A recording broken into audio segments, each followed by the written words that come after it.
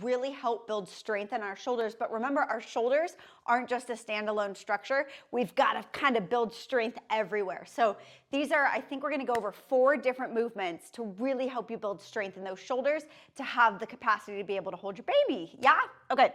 So the first one you get to do while you're sitting down. Now you can get your daughter included in this one, which will be super awesome. So you can do this on a chair, you can do this on a couch, it doesn't matter. So you're gonna sit, stack your Tupperware lid over your Tupperware, right? So bring your rib cage down over your pelvis. Then you're gonna kind of take your hands and place them out. And what you're gonna do from here is just scoot your butt off of the object.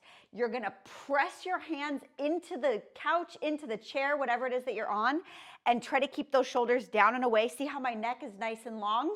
And you're just gonna hold, continuing to push. Now, if you see me, I'm already shaking. This is not easy to do. It should cause you to shake. Now, if you find that you're leaning forward like this a little bit, then we're going too much and you wanna stop. So those shoulders are circled down and back, and we're using your lower traps here to really start to push up. So we're building strength and mobility at the same time.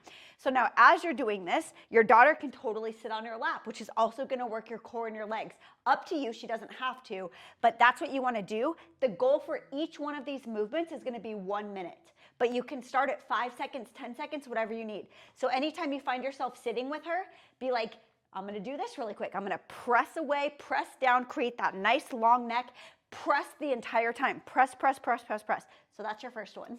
This next exercise is called dive bombers. Now, I'm gonna show you variations because this one can be quite difficult, but it's something that you get to work up towards, which is super exciting. So I'm gonna show you the full expression of what it looks like, and then I'll show you how to regress it or bring it down into steps so you can build yourself back up. Yeah?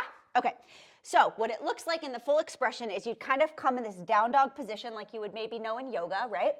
And then keeping my elbows in or at a 45-degree angle, I'm gonna drop my nose towards the floor, try to not allow my body to touch the ground as I come up into like an up dog position, right? And then I'm gonna reverse it and go back in the same direction. So I'm gonna come back down to that push-up position and push myself back up. So if we look at it in a fairly quickly way, it kind of looks like this.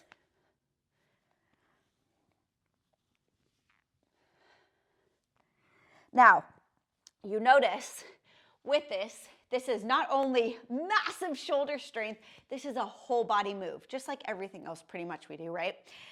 So this really does involve that deep core and pelvic floor coordination at the same time. So we can totally take this in steps. So what I would recommend is trying it in this way first. So let's stay on our knees, not even up here, but on our knees.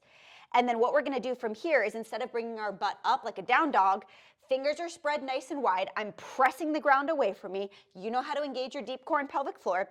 We're gonna bring your nose towards the floor, okay? And then we're gonna come back up and see how that feels. If that feels too difficult, then you're just gonna go halfway. Yeah? And then once you go halfway, see if you can then come up and try to drop your hips towards the floor. And then you just come back up. So it's nose to the floor to where you feel comfortable, hips to the floor to where you feel comfortable, and then you're just gonna come back up. Once that feels good, and your elbows are at a 45-degree angle. So instead of coming down like this, you're gonna come down like this. So just make sure those elbows stay back.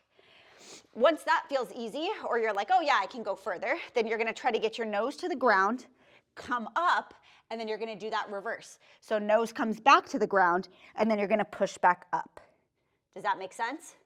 So number 1 is here to here, and then just back up.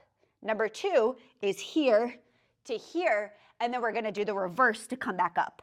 When that feels easy, we're gonna try to do it with one leg straight out, right? So now, deep core, everything's engaged, right? Nose comes to the ground, come up, and then we're gonna do the same thing coming back up. When that feels good and that feels good, then you get to do the full expression of the move. So start at your variation, have fun with your daughter. That is a fantastic way to start building that upper body strength in a super fun way. And just set a timer for 1 minute and try to do this when you can. Third movement, and one of my favorites, I do this one with my son all the time. It's a walking bear, so a down dog essentially, but you're gonna do it with your arms bent. So if you can get your daughter to do this with you and act like bears, it's gonna be amazing. So you're gonna get to this position the best way that you can, and you're gonna start to bend your arms like this, okay? Now notice, as my arms are bent, I'm not coming out to the side, I'm bringing those elbows down and in. So they're not totally like in like this. You can come them out to a 45-degree angle if you want, but try to keep your elbows in line with your wrist. And then as your arms are bent here, you're gonna just try to walk in that position, keeping your arms bent the whole time. And your body is leaning forward, so you're noticing you're having to use your upper body strength, right? And if that feels too difficult, you can lower your knees down and crawl with it at first, right? So I'm still keeping my arms bent the whole time, and I'm walking in that position. So the more you can kind of practice that while you're playing around and stuff like that, the better. And then the last thing that we're gonna do for an exercise is just using your daughter in the same way that you actually wanna be able to hold her. So we're gonna use a ball because my kids aren't home right now, they're at school. But essentially, right now, when you go to lift her up, so we know how to bend from our hips, right? And we know how to press our feet into the ground to use the back of our legs to lift her up, right? So what you're gonna do from here is squat down, lift her up, and you're gonna try to hold her out in front of you. Instead of bringing her in, you're gonna hold her for like a second, 2 seconds, however long you can do it, and then you're gonna set her back down. And then you're gonna come pick her up, and you're gonna hold her, and you're gonna make faces, and you're gonna play with her, and then you're gonna set her back down.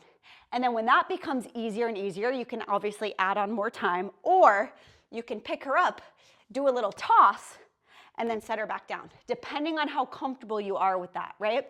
So the more we can get to hold her out here, using our deep core and pelvic floor, using our legs, and understanding, yes, your arms are a huge part of this, but your whole body is there to also help support your arms, and it's not just like my arms, and you can start feeling everything work together. It's gonna build that strength and allow you to actually use more parts of your body and not just your shoulders. So again, you pick her up and hold her out here for as long as you can. You can even do the twisting that we talked about doing in the pool, right? Or a little toss in the air if you feel like you can, a little toss in the air if you feel like you can, set her down, right? Then pick her up again, hold her, right? Shoulders are down, you're squeezing your shoulder blades back, using your core, using your arms, but when everything's working together, it's not so much strain on your arms. So, I know that was a lot. It was 4 different moves. You can either set an alarm for 1 minute and actually go through those, or sprinkle them in throughout your day whenever you see the opportunity. Yeah?